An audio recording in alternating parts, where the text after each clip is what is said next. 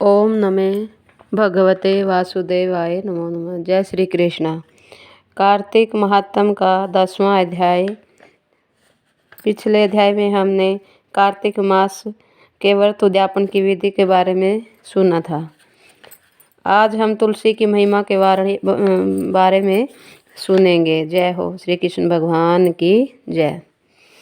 सूत जी ने कहा कि हे ऋषियों, राजा पृथु नारजी के मुख से कार्तिक मास के महात्म को सुनकर बड़ा प्रसन्न हुआ।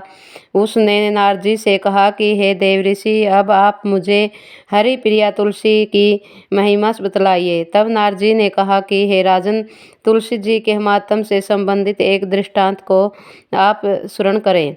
हे राजन, पूर्व काल में सिंहाद्रि पर्वतमाला में करवीर नामक स्थान पर सोमदत्त नामक एक ब्राह्मण रहता था। वह श्री विष्णु का परम भगत था और सदैव ओम नमः भगवते वासुदेवाय मंत्र का जाप किया करता था। एक समय जब रात्रि का एक पहर शेष बचा था, तब वह पूजन सामग्री का थाल लेकर श्री विष्णु के मंदिर में गया। वहाँ कुछ दूर तक ही गया था कि उसे सामने से आती हुई एक राक्षसी दिखाई दी। वह बड़ी भयावनी थी और उसकी दशा विचित्र थी। शरीर पर वस्त्र नहीं थे, आँख लाल व दांत टेढ़े मेढ़े थे। हे राजन, उस राक्षसी को देखकर सोमदत्त भयभीत होकर थर थर काँपने लगा।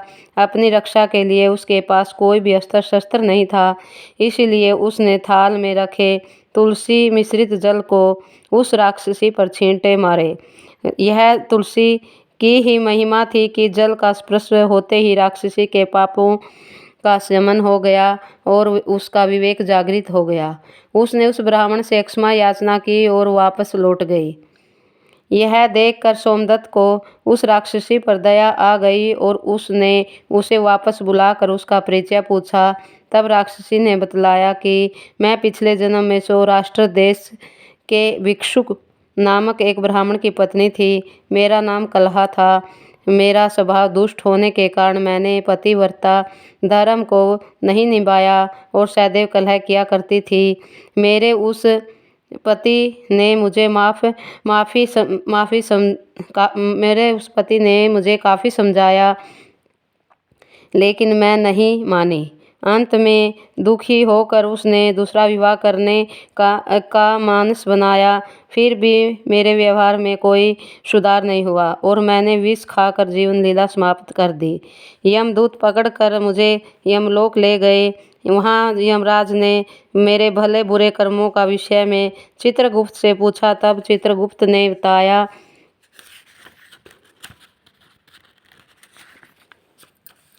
कि इसने कभी पतिव्रता धर्म का पालन नहीं किया, पति से द्वेष रखती थी, अभिमान में डूबी रहती थी, जिस पात्र में भोजन पकाती उसी में खाती। यह सब सुनकर यमराज ने कहा कि जिस पात्र में यह पकाती और खाती थी, इसीलिए इसे बिल्ली की योनि में भेजा जाए। इसी तरह पति से द्वेष करने के कारण इसे सुकरी की योनि में भेजा जाए। उसने आत्महत्या की, अतः इसे राक्षसी की योनि में भेजा जाए। इस तरह से हे ब्राह्मण, मैंने कई वर्षों तक बिल्ली सुकरी की योनियाँ भोगी। तत्पश्चात मैं यह राक्षसी की योनि पाकर कष्ट भोग रही हूँ। लेकिन आपने जो तुलसी मिश्रित जल मुझ पर फेंका है, उससे मेरे पाप नष्ट हो गए हैं। अब आप ही इस घृणित देह से छुटकारा पाने की कोई उपाय बताएं। इस पर सोमदत्त ने हरिप्रिया तुलसी से प्रार्थना करके कार्तिक के जो व्रत किए थे, उनमें से आधे व्रतों का फल उसे राक्षसी को निमित्त संकल्प करके तुलसी मिश्रित जल उस पर छिड़क दिया।